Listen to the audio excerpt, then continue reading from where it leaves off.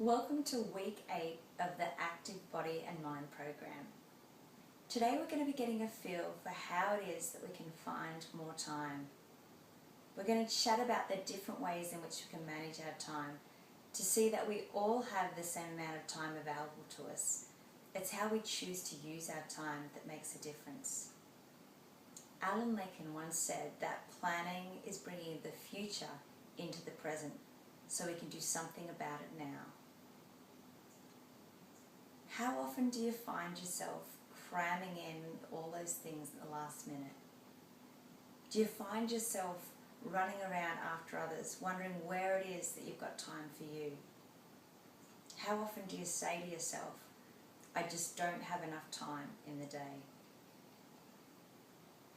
Well, through planning, some of the benefits that you may realise are that it will give you an opportunity, if you choose, to stay focused on your goals on a week-by-week and a day-by-day basis. And because you are maintaining that focus, you may notice that you're actually getting there a hell of a lot faster. You also may notice that you're actually keeping your distractions at bay. And because you are putting the time in up front to plan, to ensure that the way in which you are choosing to use your time is most effective, it means that you're also saving time down the track. Now, before we get deeper into this topic, I would like to share with you a little secret. I'm not naturally an organised person. In fact, there are many aspects of my life which, in the past, I would say I was quite disorganised. Yet, when it comes to business, when it comes to my career, that's been a part of my life that I've always been very focused. I knew what it was that I wanted to achieve, and I worked backwards to identify what the key steps were and the plans that I would take on a day-by-day basis to achieve it. I'd finish each day knowing what it was that I was going to be focusing on the following day, and I'd have a set routine in place, a set timetable where I would know where it was that I was going to be assessing my progress and planning the next steps forward. So when it came to my career and then what transferred into my business, I had some really great strategies that I could put in place to ensure that I was able to achieve success on a consistent basis. And what I've since realised is that these strategies that I've had in place in my career and now in my business, I've been able to transfer across into my life, to start applying these in terms of the way in which I look after my health, my well-being, the way in which I assist my family to work together as a team to achieve the goals we have within our household. Now, it doesn't always go according to plan, yet a plan is there to assist us so we can see how it is we can keep improving on a day-by-day and a week-by-week basis. If we don't have a plan, if we don't know what we've been doing, then how will we know what's working for us and what isn't? Yet, if we can look back and we can see why it is that on Tuesday that was a bloody good day, or why it is on Thursday everything just went out the window, we can start to look at what's working and what needs to be tweaked to ensure that the results that you're getting are going to be the ones that you're going to keep getting to achieve your body, your health, your transformation goals. So what is it, do you think, that leads to us having challenges when it comes to time? Well, in fact, there are 5 common reasons that I was recently introduced to that some of them kind of ring true for me in a number of areas of my life, and they may also ring true for you. So the 5 key reasons, the 5 key challenges that we may face when it comes to time include procrastination. I think that many of us can relate to that. The time lost switching between tasks.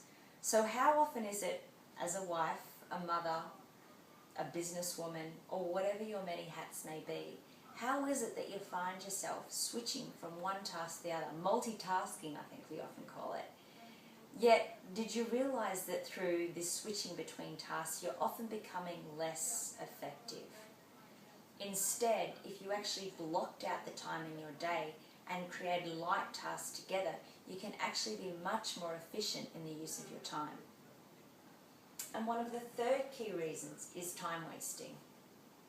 So time wasting activities can be anything from watching television to sitting around and perhaps doing some of the things that could be done at a time you specifically choose to relax.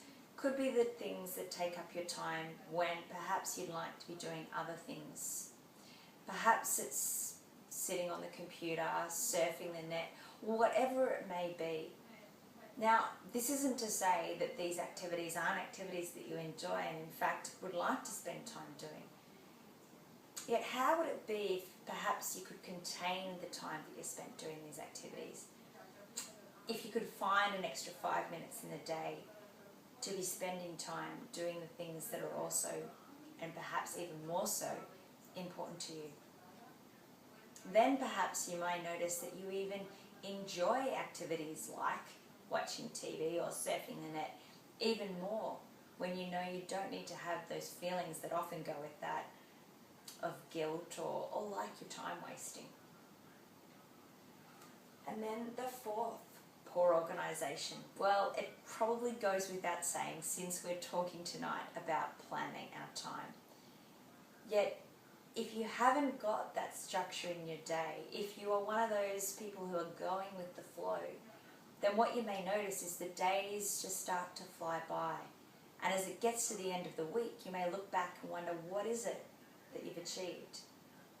Compare that to planning, where you know in advance what it is you want to get done for the week, where you've got clarity on your goals and you've got clarity on the steps you're going to be taking on a day-by-day basis to achieve your goals. How different would that be? And then the fifth, excuses. So we've all got the excuses. We've all got the reasons why we can't get the things done we want to get done. Yet when you're prepared to look at the reasons, to identify what it is that they really are, then perhaps you can see how it is that those excuses, those reasons, can at times be parked, so that you can see how it is you can be taking the action to achieve your goals, to see how it is you can plan your time in a way that ensures you're getting to do all of the things that you want to do in a way that is working for you and working for your family. So let's have a look about how we can go about getting planning to be an easy and effortless part of our day and of our week. So the first step, I'm going to come over this side. The first step is to revisit your goals and connect with your why. So if you haven't had a look at your goals, then perhaps this might be a good time for you to revisit. And in fact, if you look at your goals on a daily basis, then you may notice that it becomes much clearer in terms of the actions that you may wish to take, and perhaps the choices that you could make on a day-to-day basis. So when you're setting your plan for the week, having your goals close by is a really great strategy that will assist you to see, in fact, it will assist you to cut through the crap, let's be honest. It'll assist you to see how it is that rather than doing 50 different actions, there may be 5 different actions that are really going to be the important actions to achieve your goals. And to connect with your why, to ensure that as you're looking at your goals, you've also got your compelling why it is that you're doing this. What's the purpose of you achieving your health and fitness goals? And what is it you want to ensure you achieve this for? Is it greater than you? Is it for those around you? Having all of this connection as you're doing your planning is really going to assist you to stay focused. And then the second step, time-saving tactics, finding way to make more effective use of our time. So there's a couple of strategies which I've outlined in your email this week, including starting off with a time audit, identifying how it is that you're currently spending your time, and perhaps where it is that those time wasters may be, so that you can see how you could actually gain for yourself an extra 30 minutes or even an hour a day to spend the time doing the planning, or to spend the time exercising, food preparation, whatever it may be. Because there are 4 major areas that you may want to be looking at in terms of creating space for you. And those 4 key areas are going to be what's really going to assist you to achieve your goals. And And those 4 key areas are meal planning, shopping, exercise, and food preparation. So those 4 key areas are going to be the ones that you want to be looking at as to how it is you can ensure that they're structured within your overall plan. And your time audit's going to assist you to see where it is you can create the space in your day and your week to fit those key activities into your diary. Which leads me to another time-saving tactic, which is if you don't have a diary, then how are you going to know what it is you're doing on a day-to-day basis? How is it that you're going to know what you're doing not just this week but next week? And how are you going to be able to look back and compare to see what you're doing differently? So a diary is, for me, an essential. It goes without saying. My diary goes everywhere with me, and it has everything I need in it. And having your diary open is another really great strategy. I know that for me, when it is that things don't go as well, is if I haven't got the diary open and at the forefront of my mind. So have your diary close by and make sure you use it. There are a number of other great time-saving tactics included in the email this week, so check that out and put some of those into practice and just notice what difference it makes for you. Plan your week in advance. Now for me, I have a fairly set routine now that I've been doing week after week. And for me, it's been key to start my week planning on a Sunday. In fact, what tends to happen now throughout the week is I pretty much know the week in advance what my week is going to look like. But by Sunday, I put it all in place. I set up the roster that I need for the week in terms of how it is that we're going to be planning and looking after our children, as well as the meals that we're going to be having throughout the week.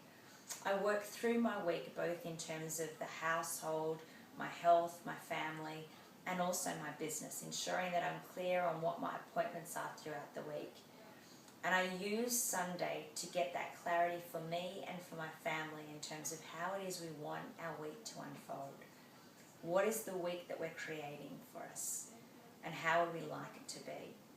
And that's what I use my Sundays for. Because if I use my Sundays that way, then I know when it comes to Monday, I'm ready for the week ahead.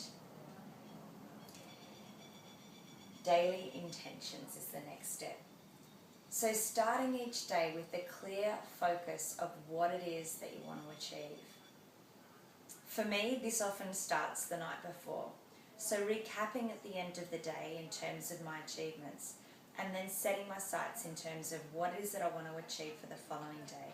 What are my priorities? And noticing through my diary to see what it is I've got on at different times, so that when I start my day, I already have the focus. Because if I have the focus from the beginning of the day, then I'm taking the actions right from the very beginning, starting with the end in mind and following throughout the day. And finally, to review and reward.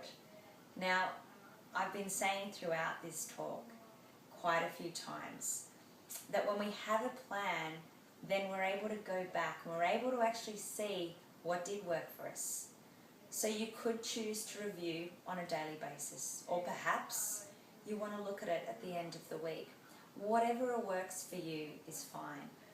The more frequently and the more that you actually use a plan and take the time to review and reflect, the more that you can keep refining it.